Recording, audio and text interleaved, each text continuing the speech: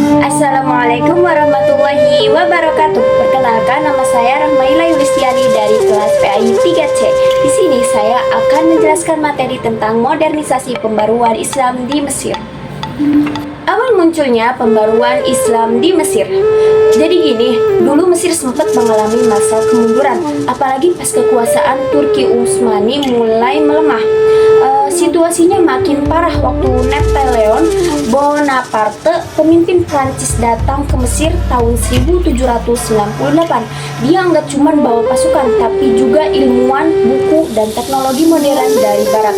Nah, disitulah masyarakat Mesir mulai sadar kalau mereka udah jauh banget ketinggalan dalam hal ilmu dan teknologi dibandingkan negara Barat. Dari kesadaran itu, muncullah keinginan Barat berubah. Salah satunya lewat Muhammad Ali Pasha, penguasa Mesir waktu itu. Dia sadar kalau Mesir harus maju, jadi dia kirim pelajar ke Eropa buat belajar ilmu modern, bikin sekolah baru, dan mulai menggabungin ilmu agama sama ilmu umum. Biasanya dibilang dari sinilah modernisasi Islam di Mesir dimulai jalan. Tujuan dan arah pembaruan. Gerakan ini bukan mau ninggalin ajaran Islam, tapi justru mau memperbarui cara berpikir umat Islam biar lebih terbuka dan sesuai sama perkembangan zaman. Tujuannya biar umat Islam bisa tetap maju tanpa harus meniru Barat secara buta. Mereka mulai buka ruang istihad atau pemikiran baru dalam hukum Islam, ngembangin sistem pendidikan modern, dan nyatuin ilmu agama dengan ilmu umum kayak sains, matematika, dan teknologi. Akhirnya Mesir jadi pusat pembaruan Islam dan mempengaruhinya sampai ke negara lain termasuk Indonesia. Adapun bentuk gerakan pembaruan, gerakannya paling kelihatan di bidang pendidikan. Sekolah-sekolah baru mulai didirikan dengan sistem belajar yang lebih modern. Di dalamnya nggak cuma belajar agama, tapi juga belajar umum kayak geografi, matematika, dan bahasa asing. Selain pendidikan, pembaruan juga nyentuh bidang sosial, politik, dan budaya.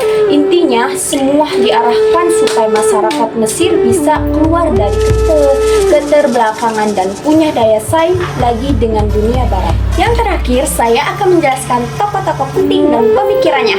Berikut beberapa tokoh besar yang punya peran penting dalam pembaruan Islam di Mesir. Yang pertama ada Muhammad Ali Pasha. Muhammad Ali Pasha dikenal sebagai pelopor modernisasi Mesir. Dia sadar kalau negaranya tertinggal di Barat. Jadi dia mulai mengubah sistem pendidikan, ekonomi, dan militer biar lebih maju. Dia kirim pelajar ke Eropa, bangun sekolah modern, dan bikin percetakan bulan. Proses buat nyebarin ilmu pengetahuan dari kebijakan inilah semangat pembaruan Islam di Mesir mulai tumbuh. Yang kedua ada Rifa'ah At-Tahtawi. Rifa'ah At-Tahtawi adalah cendekiawan yang pertama kali belajar ke Prancis. Di sana dia belajar tentang sistem pendidikan, demokrasi, dan kemajuan ilmu.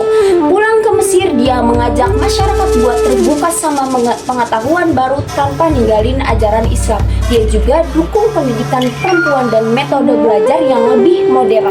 Yang terakhir, yang ketiga ada Qasim Amin. Qasim Amin dikenal sebagai pembela hak perempuan di dunia Islam. Dia percaya perempuan harus punya pendidikan dan kebebasan yang sama dengan laki-laki, karena kemajuan bangsa tergantung dari kualitas kaum wanita juga. Ide-idenya sempat ditentang, tapi justru jadi dasar munculnya kesetaraan gender dalam pendidikan di dunia Islam.